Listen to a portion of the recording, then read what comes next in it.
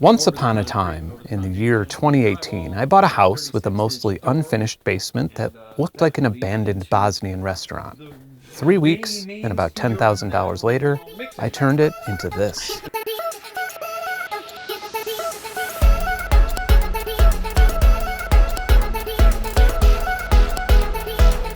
So I did all this myself, and it is pretty impressive, right? I'm proud of myself.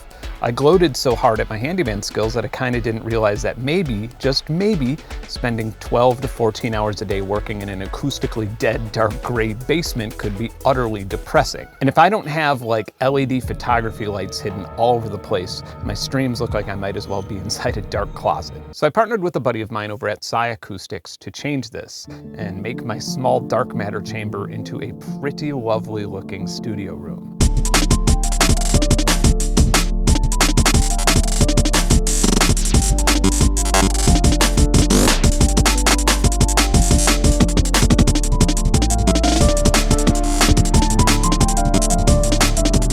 If you ever find that paint that is like called one coat, and it's the primer and the paint and everything else, and it's all one coat, it's really easy to use.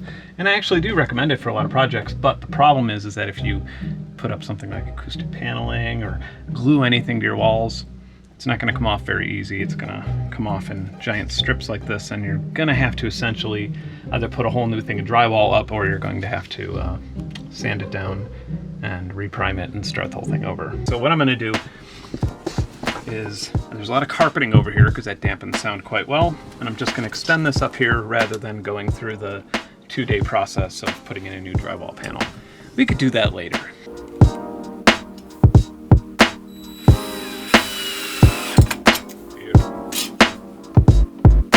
I'm going to show you what it sounds like without acoustic panels when I just clap in the middle of this room, and you'll quickly understand why I need them.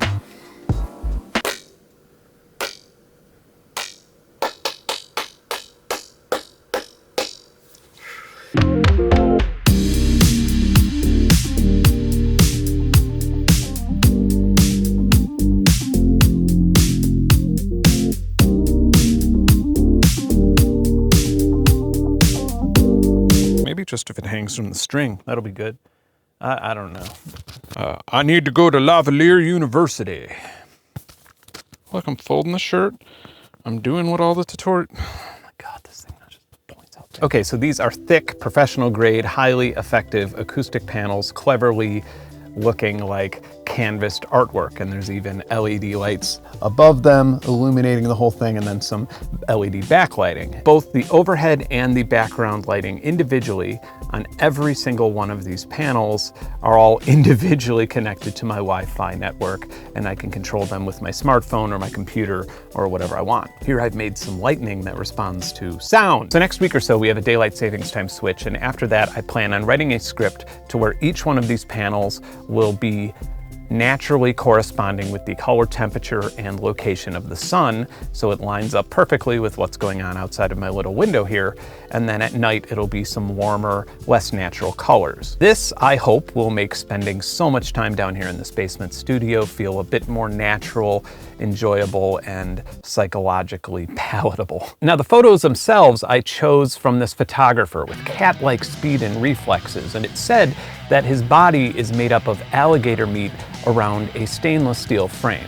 Yeah, I took the photos myself. But seriously, guys, all of the photos are ones that I've actually taken over the last 15 years in either Badlands National Park or the nearby Oglala Reservation. If you follow my music, then you probably know that I have a pretty deep spiritual, inspirational relationship to this region, because I've named a lot of my song titles after certain areas there, and I think I've shot 3 different music videos in the region. This entire wall back here is all from the same late afternoon supercell tornadic thunderstorm.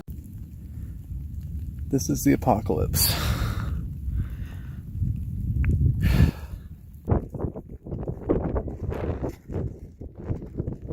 Have fun down there. I can't follow you. Whew, it's a little too steep for me, boys.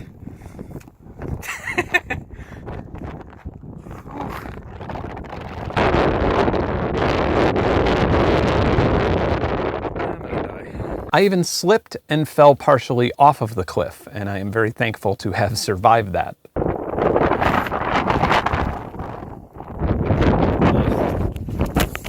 Speaking of stupid, above my piano here is a bison that I photographed with a 50mm 1.4 lens, which means that I was about 8 feet away from it while it grunted and stomped at me. And next to the bison is a frozen landscape that I shot when hiking at -30°F and high winds. I took my 2 layers of gloves off for a few seconds to take some photos and almost immediately got frostbite that took all of the feeling out of my fingers for a few months. No joke. The reason I chose these images is not only because that Badlands region is so inspirational and beautiful to me, but each one of them represents a circumstance where I either risked my life or well-being for the sake of art. You could look at that as a good or a bad thing. You could see it as awesome or reckless or not worth it. But the reason I have them here is because having a constant reminder of that makes taking risks and pushing myself artistically a lot more palatable. Full disclosure, I had some doubts that smooth art panels would perform as well as pyramid or wedge panels, but at least these Acoustic panels perform pretty much identical to the ones that I used to have, which is pretty surprising and incredible considering that my previous choice was 100% performance and 0% aesthetics. So once I actually hung these and set them all up and tuned the room, not to be cheesy, but it did kind of feel like I was both having and eating my cake. If they're not already at the time of me making this video, pretty soon these exact panels will be available for sale, or you can choose another artist's artwork, or you can even make your own custom ones, and you can do that at Acoustics, and the link will be in the description. But other than making my studio look sick, these panels do perform 2 very important functions. They make the room sound dead, and they also make the room sound more neutral. They're replacing a whole bunch of these along with wedged panels. And like I mentioned earlier, they perform pretty much identically at making the room sound dead. But changing from 3-dimensional panels to flat panels may actually change the frequency response of the room, so we're gonna have to retune it. Now, when I first built this studio, the way that I accomplished this was gluing earth magnets to the back of acoustic panels and then moving them around strategically on the walls. They would stick to the nails and the studs, and then walking around and just clapping. Then I would use one of these calibrated measurement microphones with some freeware called Room EQ Wizard that would tell me how good of a job I did until I could fine tune it until the room was pretty much as close as possible to flat or neutral. A lot of people over the years have requested that I make a video explaining how to do this, and I never have because most of my technique has just been using my ears and selecting what sounds right to me, and I have no idea how to explain that to somebody else. So there's a company called SonarWorks that has some software that makes some pretty bold claims. They say that in combination with one of these calibrated measurement mics, their software can tune your room automatically with relative ease. They even claim that they can correct the imperfections in the frequency responses of popular headphones and ear monitors. Over the years, I heard about SonarWorks and SoundID, and I saw the occasional advertisement, and to be totally honest, to me, it just sounded like bullshit. I noticed a good friend of mine was using SoundID, and he's an even bigger audio snob than I am, so I decided, with the new panels, I might as well try it out before going back to my old walking around clapping method, and holy shit. So believe it or not, whenever I set up new studio monitors or speakers, or even fine-tune my car, or even sound check before performing live, the reference song or the reference mix that I always use is Snoop Dogg's Sexual Eruption. It's a well-mixed song, but it's a very far from perfect mixed song, and I know exactly what to expect when the somewhat deep bass line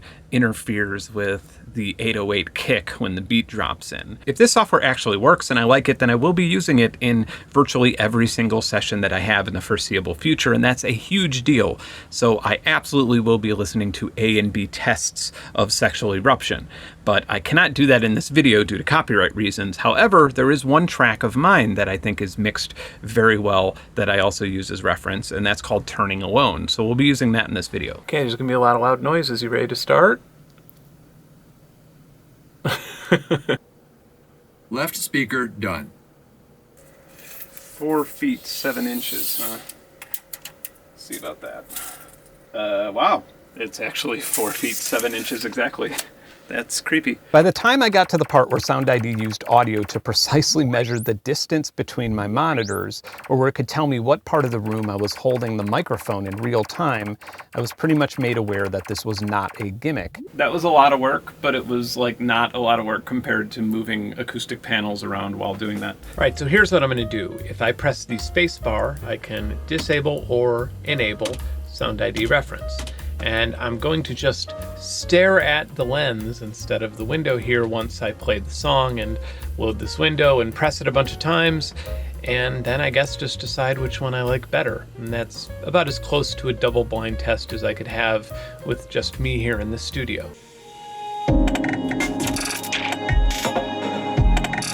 B.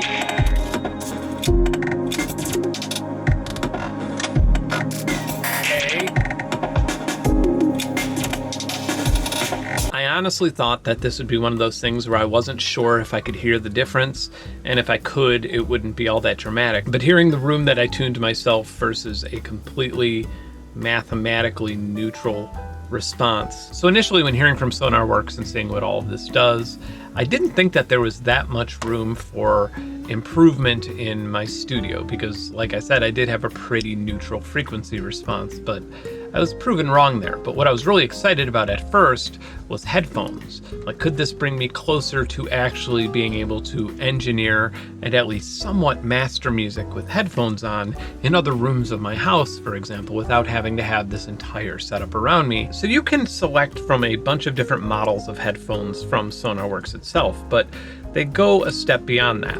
They'll sell you headphones, like a pair of Sennheiser HD 650s, and they'll individually calibrate each speaker in those headphones, so it is perfectly calibrated with the SoundID software. Admittedly, I feel a little bit defeated to be able to clearly hear the flaws in my own ears and intuition, but at the end of the day, I'm really glad, because the only thing that can come from this is my mixes sounding a whole lot better. Now, I had them send over these Sennheiser HD 650s with custom calibrated drivers, and the difference it made there is what I would consider game-changing, because I never in my life felt comfortable mixing or engineering with headphones, and I've done it with these, and it sounds pretty palatable on the monitors, which means that I can do more work on the road. I'm really excited to use it in my little synth workshop upstairs, where I just plop some monitors down and there's no room tuning at all. I think it'll make a really, really big difference there. I think my only wish at this point is that SonarWorks would make something like a monitor mixer, like a Mackie Big Knob, that would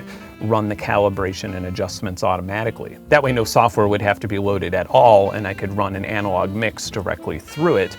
But I'm sure that SonarWorks is probably already thinking about this, especially considering how many audio interfaces have customizable DSP. And that is the story, all about how, if you look at the last video I made, you're like, wow, this guy works in a fucking broom closet, and now...